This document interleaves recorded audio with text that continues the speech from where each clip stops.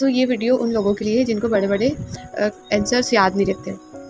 तो सबसे पहले तुम्हें क्या करना है, बहुत सारी ट्रिक्स बताऊंगी मैं, ठीक है, कि बड़े बड़े क्वेश्चन कैसे याद करना है और उसकी क्या क्या ट्रिक्स हो सकती है, और कुछ चीज़ें ऐसी होती है जो रट्टा मार के ही याद करनी पड़ती है, तो वो अलग से, ठीक है। तो सबसे पहले बड़े बड़े क्वेश्चन कैसे याद करने हैं, तो सबसे पहले तुमको क्या करना है, जो बड़े आंसर है ना उसको एक बार रीड मारना है, ठीक है। बड़े आंसर को तुमने रीड मार लिया पहली बार, फिर उसको एक खाली पेज लेना है और उस पर लिखना है।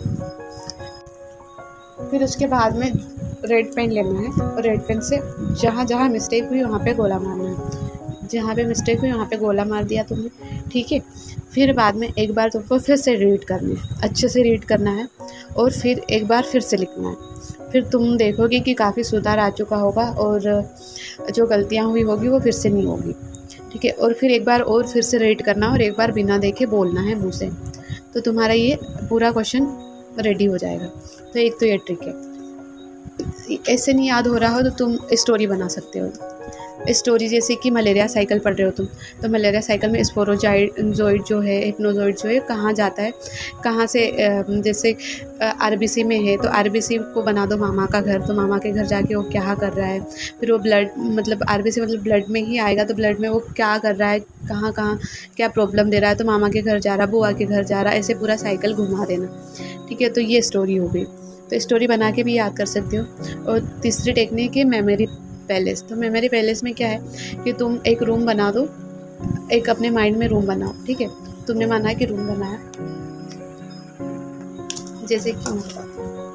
जैसे तुमने मान लो ये तुम्हारा रूम है, ये रूम है, और यहाँ पे यहाँ पे दरवाज़ा बना दिया हमने, तो यहाँ पे खिड़की बना दी, यहाँ पे सोफ़ा पड़ा है, टेबल चेयर जो भी चीज़ें पड़ी है, तो दरवाजे को एक टॉपिक बढ़ा लिया तुमने, है ना। तो जो दरवाज़ा है ना वहाँ पे उस टॉपिक का नाम लिख दो, जैसे कि यहाँ पे डेफिनेशन क्या है उसकी, किसी भी चीज़ की डेफिनेशन है, तो डेफिनेशन को इससे जोड़ दो, दरवाजे से कनेक्ट कर दो कि हाँ यहाँ से आई होगी, ऐसा हुआ होगा।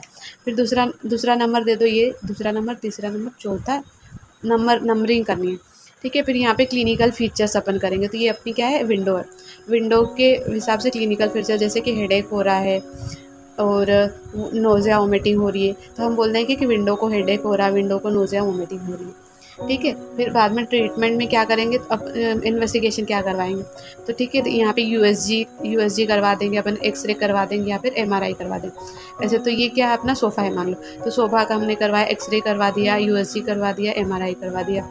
फिर क्या ट्रीटमेंट दे रहे हैं, तो एंटीबायोटिक दे रहे हैं या एंटी फंगल दे रहे हैं, एंटीवायरल जो भी दे रहे हैं, तो उसका नाम कि हाँ चलो ये अपना चेयर है, तो चेयर को हम एंटी फंगल दे रहे हैं, ये चेयर एंटी फंगल खा के इसका साइड इफेक्ट ये होगा।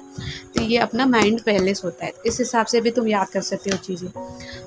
और जो कुछ चीज़ें जो ऐसी होती है ना,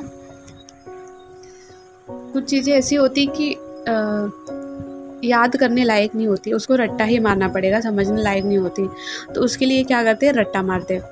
तो उसकी भी अलग अलग ट्रिक होती है, जैसे कि एक तो कि तुम ज़ोर ज़ोर से कोई, जैसे फार्मा की ड्रग्स है तो उसे याद करने समझने लायक कुछ नहीं है, उसमें रट्टा मारना ही पड़ेगा।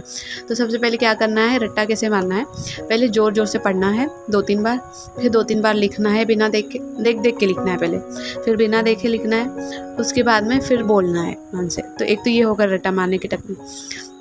दूसरा है कि निमोनिक्स बना लो, जैसे कि प्रेप वाले सर ने बनाया है, मल्लिका शेरावत ड्रग्स का जो है, तो ऐसे या तो ऐसी ट्रिक्स बना लो, उसके हिसाब से तुम याद रखो।